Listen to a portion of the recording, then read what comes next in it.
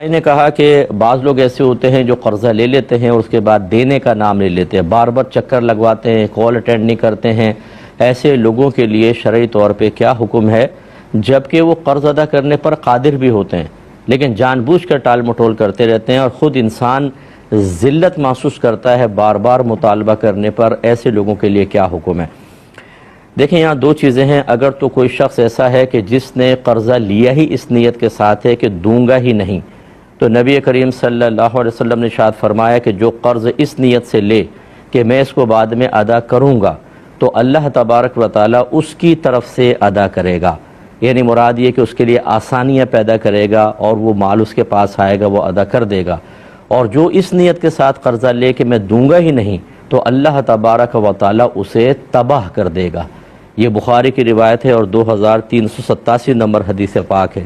اور ایک روایت میں یہ دوسری ایک تو یہ ہے، اور ایک روایت یہ ہے کہ جو مالدار ہونے کے باوجود قرض کی ادائیگی میں ٹال مٹول سے کام لے تو وہ اس نے ظلم کیا، یعنی وہ ظالم ہے، اور ظلم کرنا حرام ہے۔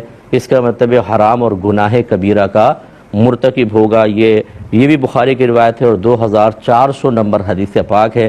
لہذا جو ہمارے بھائی بہن سن رہے ہیں، خدارہ قرض کی ادائیگی میں دیر نہ کریں۔ اسی طرح مارکیٹس کے اندر ہم نے دیکھا ہے کہ جو سیلز مین ہوتے ہیں بیچارے چیزیں دے کے چلے جاتے ہیں، پیسہ پڑا ہوا ہے گلے کے اندر، وہ آئے گا جی وہ پیمنٹ کر دیں، پھر آ جانا، دوبارہ آ جانا، بعد میں آ جانا، بار بار چکر۔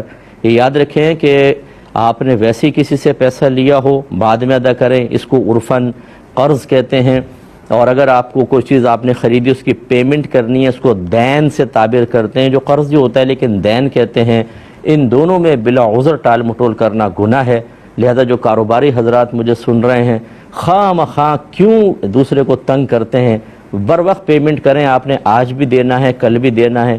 رولا کر دینا، توڑ کے سامنے والے کا پیسہ دے کے خراب کر دینا، اس کی بیچارے کی دل آزاری، بد دعائیں لے کر پھر آپ سمجھتے ہیں آپ کے کاروبار میں برکت ہوگی، اسی لیے برکت نہیں ہوتی ہے، یعنی اس وجہ سے بھی برکت نہیں ہوتی ہے۔ اس لیے اللہ کی بارگاہ میں توبہ کرنا واجب ہے۔